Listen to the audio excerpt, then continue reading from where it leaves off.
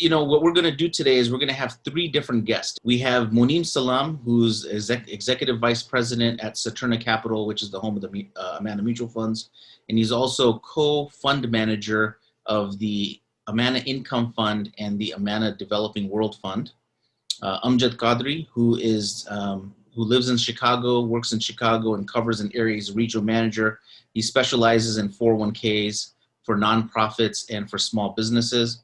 And myself, my name is Owaiz Dadabhoy. I'm the Director of Islamic Investing here at Saturna, again, home of the Amana Mutual Funds. I've been here since 2008.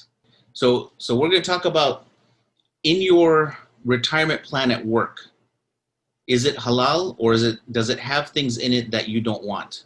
And how can you remedy that? That's the whole concept of this. So before we even get started about whether your 401k is halal, or your 403b or 457, or your SEP IRA or your Simple IRA, any of those retirement programs from work, we have to understand what is the importance of retirement itself. So I'm going to take a couple of minutes here to talk about that. A 401k allows you to put money aside directly from your payroll. And so if you ask people, any of your family or friends, where's your largest pot of money that you have, almost all of them are going to say it's my 401k, okay, or my 403b or equivalent. And so what that tells us is, a periodic commitment oriented strategy of investing is what is going to help you to get to your financial goal. And so how much do we need? We're going to talk about how much we need. Also, there's a couple of different methods to save in a 401k. One is to save on taxes now. One is to save on taxes at retirement. And along the way, you're not paying taxes on any of these accounts. Your company might also offer you a matching program, and they might go up to 6 or 7%. They might be as low as 1, 2, or 3%. But whatever they're giving you, that's an extra amount that's going into your 401k. So financial planners, us at Saturna Capital, will tell you that whatever your pre-retirement income was, you need 70 to 80% of that when you retire. So if your final salary, you're age 65, your final salary was $100,000, you're going to need $70,000 to $80,000 in retirement to be able to make up for the cost. Even if you own your own home, you still have property tax, life insurance, and many different costs that are going to be associated with, with just living a regular lifestyle, right? Driving your car, gas, food, etc., and healthcare, which is a larger and larger expense for most of us. There's three different ways that you can fund your retirement. One is Social Security, one is your own savings, and one is a pension plan. Unfortunately, most of us don't have a company-paid pension plan unless you work for a city, county, state. You work for the government somewhere, you're a fireman, a policeman, policewoman, something like that. Then you might have a company-paid pension. So most of us, our foundation only has two pillars in it. And one is Social Security. And the Social Security, actually, the average Social Security check right now that goes out to 40 million retirees throughout the country is $1,508 a month, which is not going to pay for your rent in most places. And if it does cover your rent, it's not covering much of anything else. So how do you survive in retirement? How do you have the retirement of your dream? The way to do it is to save and invest for yourself starting at an early age. And if you're no longer at an early age, you're making more money if you're 40 versus when you were 20, you can put in more money every year, every month, dollar cost averaging. So you get the point of why it's so important to save for ourselves. The safety net of Social Security is just not enough for most people. So saving through an employer plan is definitely easy. The convenience of it is amazing. What you find with people that have an individual retirement account, a Roth IRA or a traditional IRA instead of a 401k, is they forget to make contributions. So they can go 2, 3, 4 years without making a contribution. The convenience of the 401k is unbelievable, and that's why so many people have a large balance there when they don't have it anywhere else. Deferrals on your taxes and immediate tax benefits, if you choose a traditional 401k, are definitely reasons you should look into it. You're not paying taxes along the way, whether you buy or sell something. And when you withdraw at the end, if you have a Roth 401k, you're not going to pay any tax at that time. If you have a traditional 401k, you're just going to pay tax as if it's normal income at that time. So how can you save at least $1 million? If you're 25 years of age, great news. You can put in $230 a paycheck starting when you're 25, and at a 7% assumed rate of return, which is not a guarantee of any kind, you would get to $1.2 million 40 years later. That's remarkable for putting in, basically you're putting in $5,500 a year at $230 a payroll. Now, if you wait until you're 35, you missed 10 years. You missed $55,000 worth of contribution. Your end total will be less than half of the person that started at age 25. But again, good news. Many of you may have started late. That's okay. You don't have to put just $5,500 a year. You can put $19,000 a year into a 401k, or $19,500. You can also, once you're 50 years plus, you have an additional contribution that you can make. I believe it's $6,000 per year right now that you can add to your 401k. So you can catch up and you can make up for those years that you did not put in money initially. So the person that started at age 25, you can see on the bottom right there, it says they actually put in $220,000 and their gain is $983,000. It's a slow, methodical way of contributing and saving for your retirement. And so we here at Saturna Capital, Amana Mutual Funds, we don't say get rich quick. We just say, save enough through long-term investing. That's really the way to get there. So if you get to $1 million in retirement, imagine that, right? Let's say you're still receiving a 7% return. You have your allocation roughly the same way.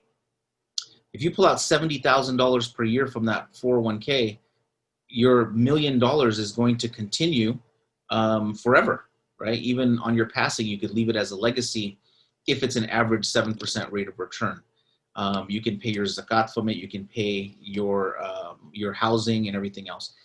Before going into retirement, if you can start to modify your spending, if you can pay off some of your debts, if you can pay off your home loan, if you can pay off your cars, if you do have some loans on it, that would be the best way to do it. In fact, you don't even have to wait till retirement to do that. You can do that early on and have that advantage of having more money come to your own pocketbook.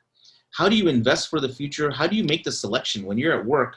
When I started my 401k at 19 years of age, and my manager forced me to open up the account, and she said, just choose whichever funds you want. And I said, well, how do I choose? What's the methodology?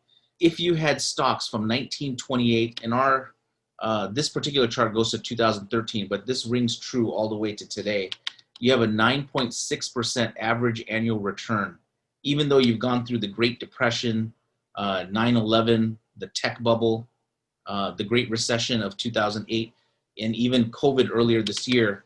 The average is 9.6% per year. Just to put that in perspective, a 7.2% return will double your money every 10 years. So let's say at age 50, you had $1 million, and if you save that at 7.2% rate of return, by the time you turn 60, you're going to have $2 million. And if you have a greater return than that, you're going to just multiply it even further. Bonds during this period of time, about 5%, and cash 3.5%. As you know, we're not in an environment right now where even cash is giving you that much. And cash and bonds deal with riba, or interest, usury. So most people want to avoid that. How can you avoid that? How can you have a nice allocation? You can go to our website, amanafunds.com, and you can click on the fund selector, Amana Fund Selector. So it'll ask you, I think, 6 to 8 questions. I can't remember exactly right now.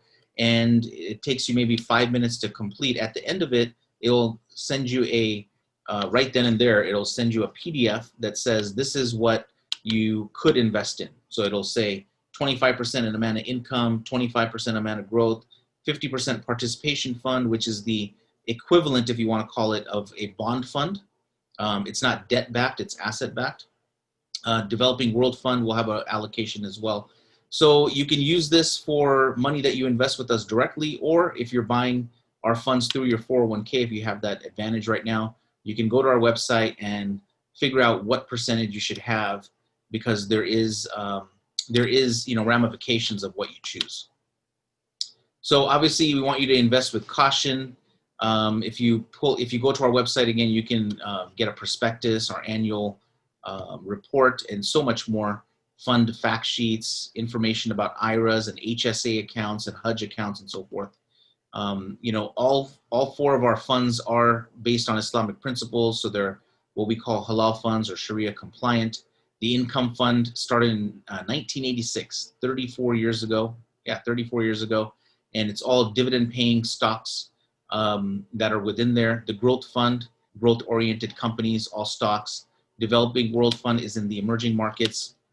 And the participation fund invests in sukuk, which is, so it's the only fund that does not invest in stocks. If you have questions for us, we're going to show the slide at the end with all of our contact information, so you can just take us a snapshot of that and send us an email or give us a call. So with that, I'm going to ask the question now of Monem. If somebody comes to us and opens up an IRA account directly, they're going to be able to buy the amount of mutual funds, and it's not going to be an issue. But an IRA account, you can put $6,000 into it, maybe a little bit more if you're over 50. If you want the advantage of putting the money directly into your 401k, into your retirement account through your employer, there's a great advantage, right? Because you don't have to remember to put the money in, it's coming out directly, and they may be matching as well. So, but how does somebody get the advantage of having the amount of mutual funds within their 401k at a large company? Thank you very much, Owaiz, and thank you very much, everyone, for joining. Assalamu alaikum. So that's a really good question. You know, so it's kind of going back a little bit. I think the overall theme that you want to be able to think about is the fact that the more choices you have, and the more the opportunity you have to make something halal. So even in your 401k, when the employer comes up to you and they give you a piece of paper, and or they say go to the website, and you look at the website, there's going to be multiple different options that you have. And generally speaking, in order to be able to have a diversified portfolio, they're going to have a section on international funds, growth funds, income funds, bonds, and then cash. Those are usually the ones that are there. But typically what happens also is that more and more employers are beginning to do this, especially the larger ones, is they're going to have an option called the brokerage option within a 401k. And different companies have different names for them, but they're all usually are available. Now, sometimes it's actually not on the plan menu. And so what you have to do is you have to call your HR or talk to your manager and say, do you offer a brokerage option within this 401k that you have? And so again, they try not to make it easy for you because they obviously want you to invest in the funds that are already on the menu, but it is possible to do. Once you actually call them, what's going to happen is they're going to make you fill out forms for a brokerage account. And then once you have that brokerage account, then the entire universe of the funds, market, whatever becomes available to you. And because now you can choose to make your investments halal, you know, you could choose to basically purchase the amount of funds. You can choose to purchase, you know, individual stocks if you wanted to, all of those different types of things. Now, there are some restrictions, right? Some companies do have, they'll say, you know what, you need to maintain a minimum balance of $500 in your plan menu, in the plan funds, and then the rest of it you can put into brokerage. Other ones also have a restriction that says, you know, that only 50% of your money would be able to go in there. But at least you're getting some kind of a benefit by being able to do the brokerage account. And the idea here is, right, you're going to be putting money in, the company is going to be matching you, and then you'll be able to do it within a brokerage, which is going to be halal for you. So if somebody opens up, if you were saying a brokerage account or a, what's another word for that? Self-directed option, right? So you have those two options. If that happens, is it still within the 401k? Does it operate in the same way? Absolutely. So what basically it's an umbrella. Think of a 401k as an umbrella account. And so then what you're going to do is you're going to open up a sub account within that that's going to allow you to do the brokerage. And so again, there are some forms that might be involved, but it is going to be within the 401k. So you still get the company match. You still get to do a tax deferral on the money that you put in. So it's a great form for you to be able to invest.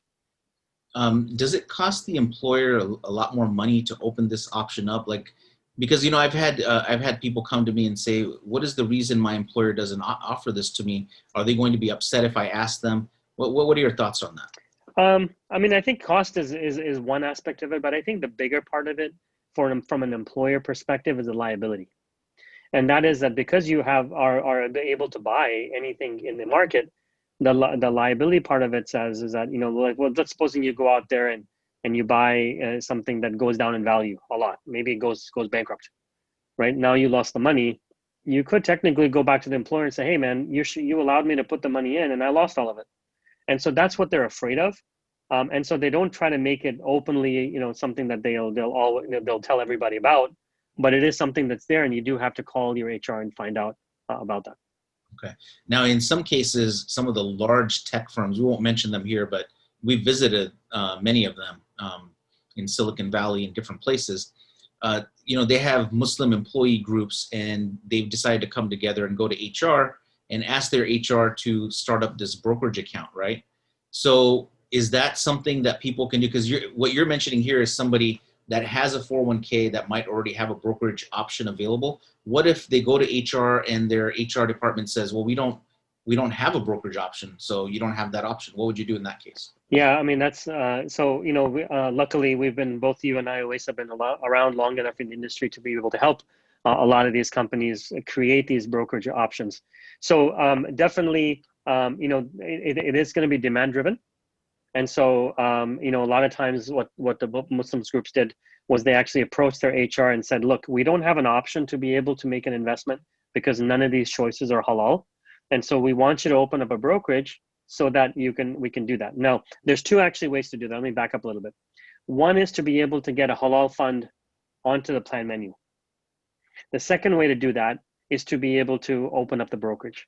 Now, we would actually, for us, it's, six of one, half a dozen of another.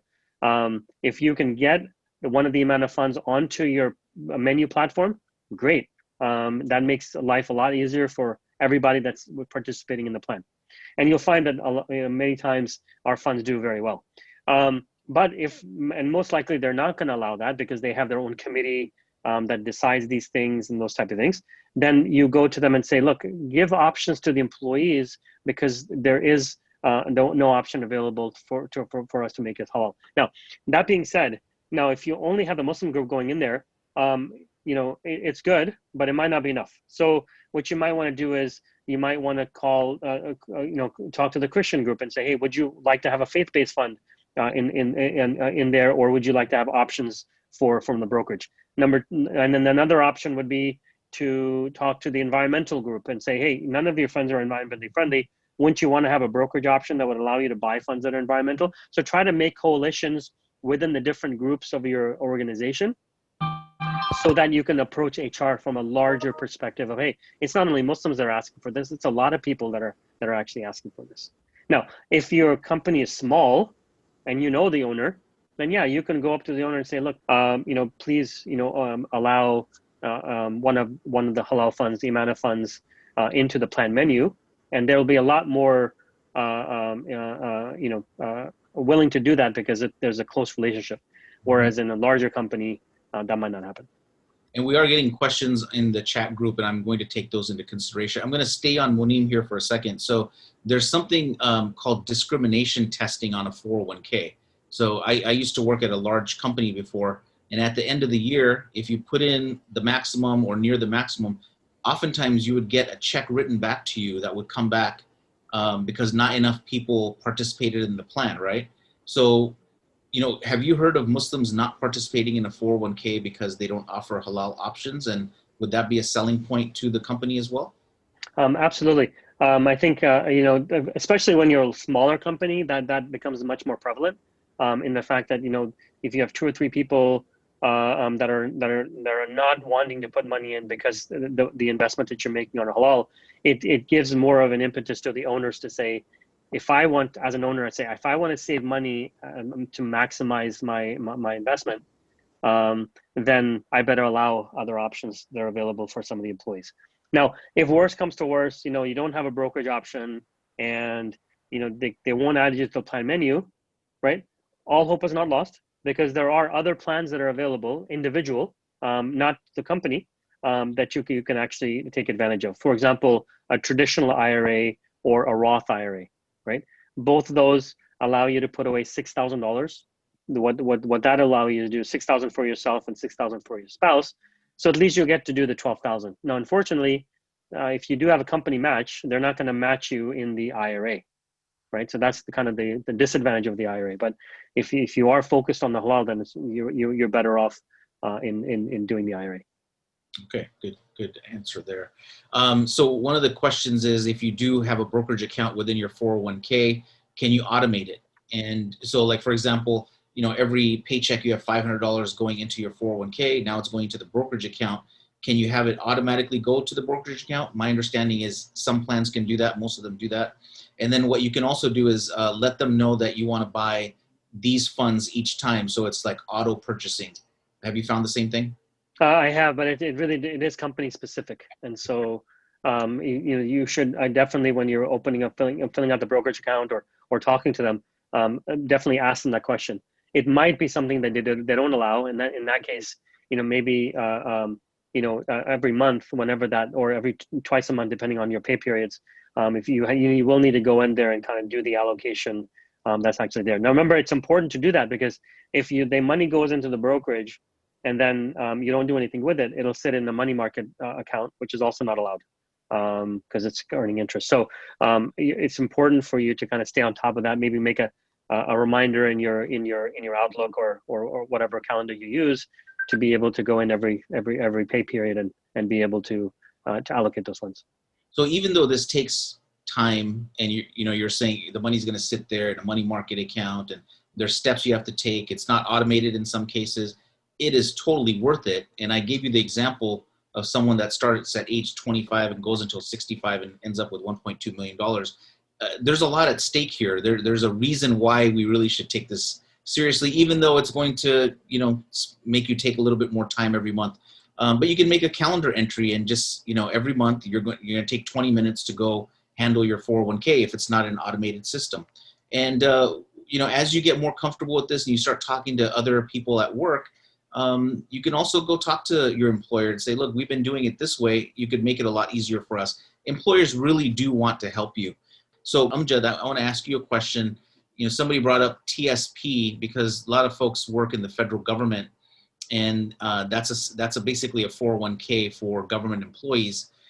What they have is access to a C fund and a G fund and an I fund. I know people that have worked there in the past as well. It's basically like government bonds or stocks or international stocks. So if someone's looking at, and think about me as the 19-year-old and think about our questioner asking about the TSP funds.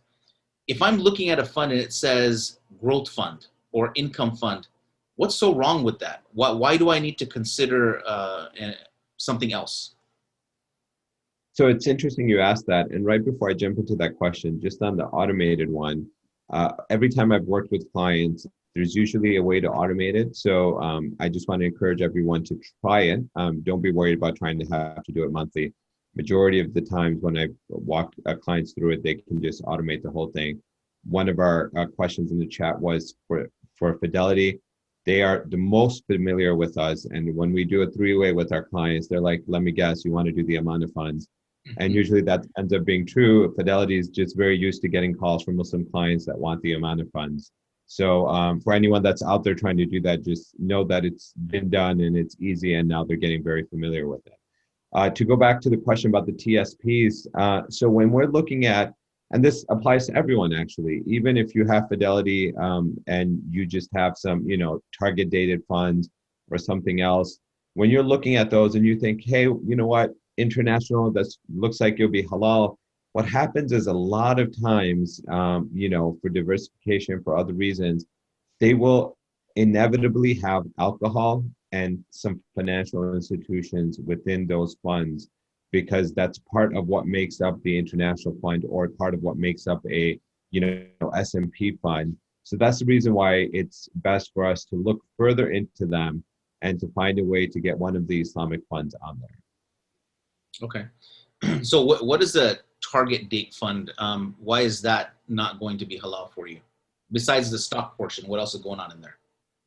In the target dated funds, usually there's a lot of bonds because it's target dated, and the one other downfall with target dated, and you know what we have on our website that will hopefully help a lot of you with this, is we have what's called the Amana Fund Selector, and it kind of asks you questions based on your age, your investment knowledge, of where you really fit. Okay. So Monem had mentioned about you could have a brokerage option and you can buy whatever you want in there. Once you have the brokerage account open, you can buy Amana funds or any stocks that you want. Be careful about buying individual stocks because, you know, if you have one sector that you're investing in, if that sector goes down, your entire portfolio is at stake. So it's good to have diversification and good asset allocation.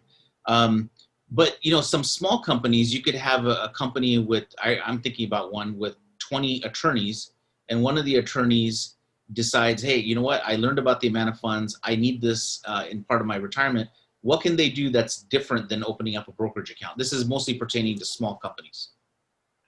Absolutely. You know, this example actually came up with a group of small partners at a physician clinic. And one of the partners was Muslim. He wanted the Amana funds, and he had them personally through either his IRAs or something else previously.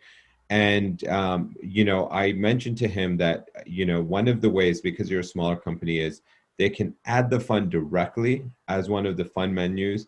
But the other thing that I mentioned to him is, you know, if you're one of the partners and as a small company, you guys are always looking to, you know, save money where you can. One of the things that we can offer you is to host the 401k completely for your company.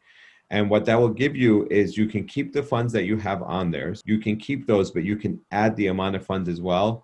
And the advantage of that is our cost for hosting their 401k is one of the lowest costs in the industry. We come out to about $750. So it gives them, for the year, for our whole package, it gives them the ability to be very competitive, continue to have the other funds that the partners want, but also have the amount of funds. And then the partners are happy because they're able to, one of their expenses on their bottom line, they're able to reduce that a little bit. Can I just jump in for a second? Mm-hmm. And you remind me when you said the lawyer situation of two kind of examples that I wanted to give. And that is, there was actually a law firm out of Houston that one of the employees you know, wanted to have the amount of funds in there. So she went to her the HR and said, look, I don't have a Muslim option or Islamic option, so can you please add the funds? So they eventually did actually add the fund to the plan menu. And not only did they do that, but they actually dropped some of the other funds because ours were actually doing better than the other funds that they had. So that's even a small company, but we have, and I can't name any, but we have had larger companies, right, that have actually included our funds in their plan menu, not because of the angle for it's an Islamic fund, but just because we were doing so well. Just our returns for that whatever period, whatever their criteria was for choosing funds, we actually did. We showed up on there, and they chose us to add to the menu. So it's always possible. But, you know, comparing the funds, we do score sometimes very well. Okay, that's really good information. I remember that story in Houston as well. And the other thing about that is, you know, there was a lot of money going into it, more than what one person could put into it. So other people realized the value of this particular fund that they had added into the lineup. So again, you can have a brokerage account, or you can ask if it's a small employer. There's no way a large employer is going to put Amana mutual funds in their lineup because everyone wants to be in that lineup, right? So if it's a Fidelity lineup, they're not going to add Amana mutual funds on the lineup itself. You're going to have to go to the brokerage account. So the question from one of the folks in the chat group is, who should you go to? Should you go to the HR company that you work, the HR at the company that you work at, or should you go to the company that's managing the 401k to add the brokerage account? So that's a great question. So I want to mention this, that we have a couple of advocates or ambassadors that are out there. And one time in particular, not too long ago, I want to shout out without giving their name, that he's been to 4 different companies. And in all 4 different companies, he's advocated to be able to add the brokerage so that he could buy the amount of funds. So you would actually have to go to HR first, because the decision is made at the company level. Once it's made at the company level, then whatever the provider is can actually add the brokerage in there. Now, both myself, Amjad, Owaiz, you know, we can walk you through the process, and you don't have to do it alone. You know, you have all of our contact information. So if you are interested in doing that, We can help you maybe even draft a letter that you sent to HR initially. There's also an email that you can send out to other employees and say, hey, I'm trying to do this. Can you please, help me doing this? All of these things we've kind of not perfected it, but we have a methodology of how to do it. And so I would encourage you to email one of us and we'll be happy to help you to add that brokerage option within your 401k. Okay, very good.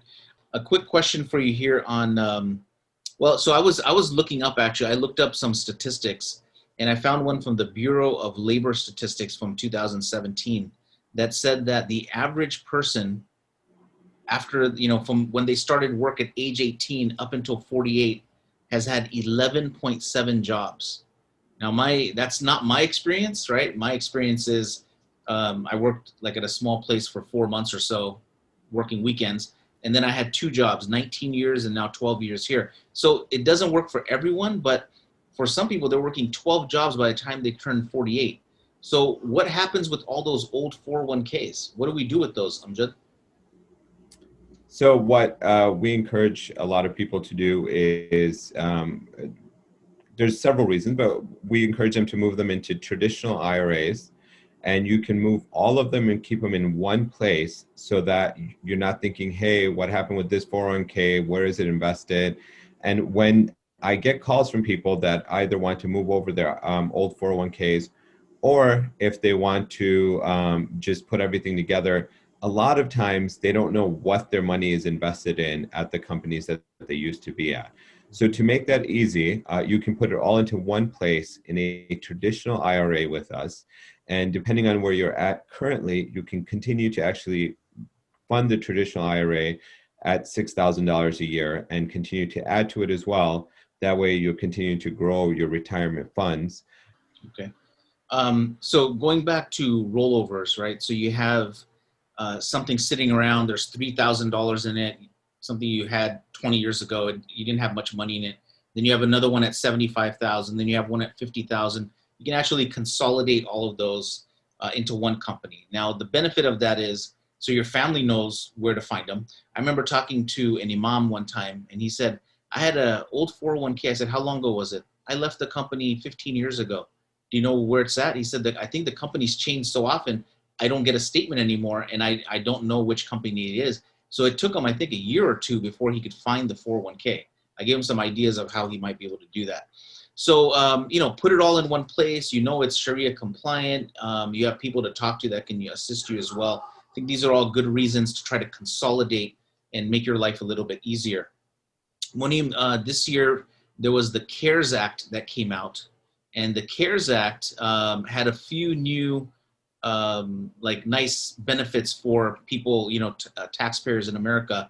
So one of them was about the required minimum distribution. I'm not sure how many people are affected that are on the call today, but if you can briefly talk about what changes have occurred there. Sure.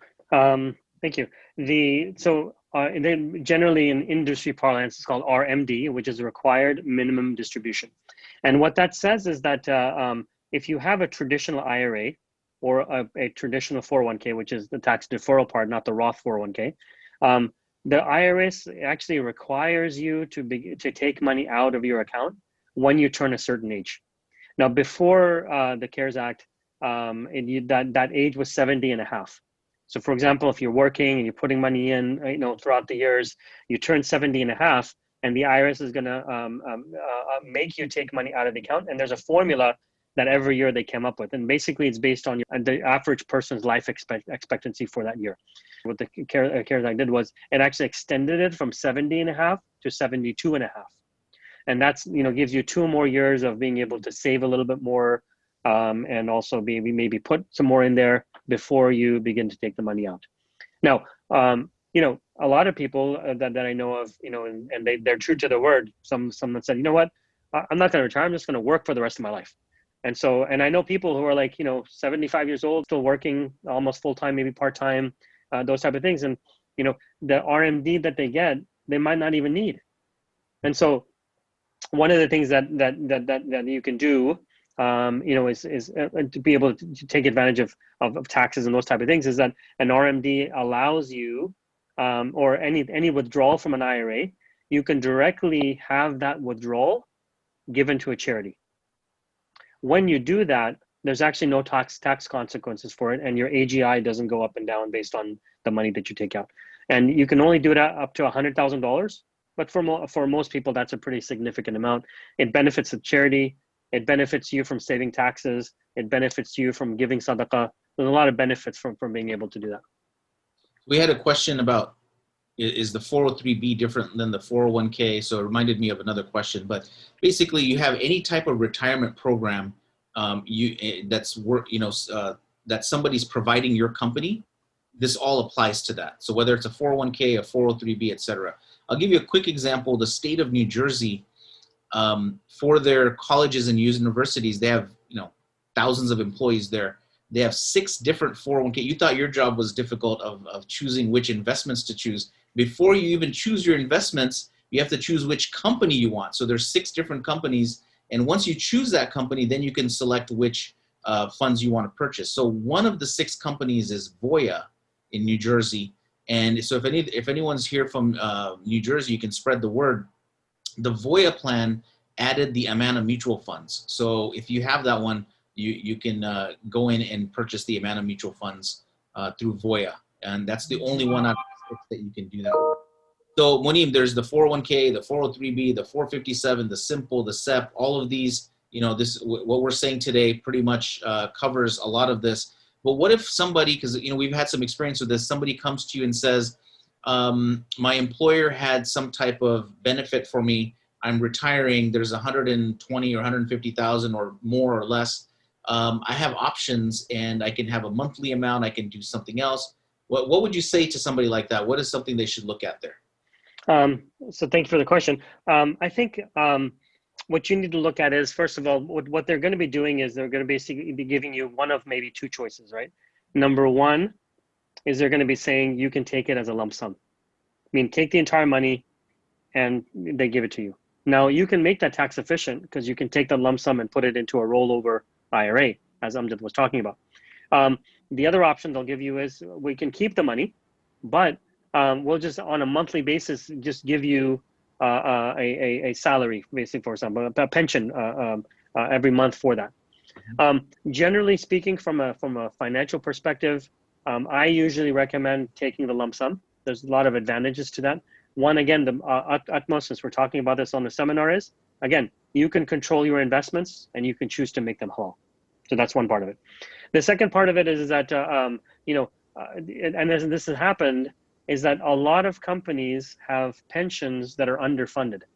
And what an underfunded pension means is that the pension's liabilities, what they owe to their employees or retired employees, is actually more than the money that they have in the actual fund itself. So you get into a situation that if a company eventually goes bankrupt, the industry, it gets hit, if you're the airline or manufacturing, something along those lines, when the company declares bankruptcy, the pension gets wiped out. Okay, either it gets wiped out from that perspective, so you don't get any money, or if the pension had a lot of their own company stock in there, which sometimes they actually do, then if you're going bankrupt, then that means you're wiping out the shareholders. So your stock's going to be worth 0. So, although it'd be great to be able to say, I work for a large conglomerate, never going to go under, be careful, because a lot of the companies that we thought could never happen, they don't have to go under. They just have to declare bankruptcy in a reorg, and you could end up potentially losing it. So always better, in our opinion, to choose to take the lump sum into a rollover IRA. And the number one reason to do that is you get the choice of where you make your investments, and you can make your investments halal. Okay. Thank you very much, Monem. We have just a couple minutes left. Amjad, question for you. So if someone has had an old 401k or IRA at their bank, right? So they may have a bank IRA or an investment IRA through their bank. If they've had that, what can they do? What's the process to be able to transfer that over? That's the question. So very similar to the rollover of the 401k, what I've encouraged people to do is open a similar IRA with us, and you can do that online. And then you can just log into your old institution and just have them do a qualified rollover. And if you already own the Amana funds, then we can do it where you don't even have to sell them. We can just transfer it over and take over custodianship of it. So depending on what it is, if you have other funds, then we'll just do a qualified rollover. and there's no taxes involved, and you would have a similar account just set up with us.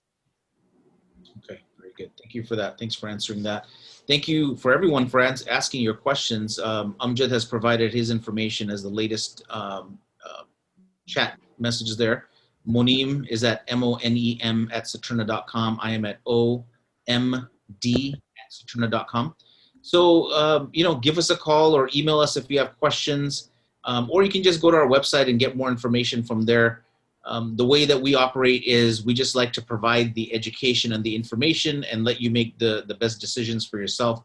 We're here to help you. Think about all of your financial plans, not just retirement. You've got college, and you've got maybe wanting to go to Hajj when that's opened up again. You might want to start, might want to buy a small business. So you got to start to think about what the plans are, and then start investing in a way that helps you to do it in a methodical way, but also in a tax beneficial way. So on future presentations, we will talk about such things.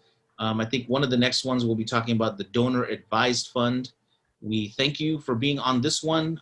Spread the word that there is something called investing according to Islamic principles, and let us know if you ever need any assistance. We really appreciate you being on. Performance data quoted herein represents past performance and is no guarantee of future results. Investment return and principal value of an investment will fluctuate so that an investor's shares, when redeemed, may be worth more or less than their original cost. Current performance may be significantly higher or lower than data quoted herein. Performance current to the most recent month end can be obtained by visiting www.amanafunds.com or by calling toll-free 1-800-728-8762. Please consider an investment's objectives, risks, charges, and expenses carefully before investing. To obtain this and other important information which you should carefully consider before investing about the Amana Funds in a free prospectus or summary prospectus, please visit www.amanafunds.com or call 1-800-728-8762.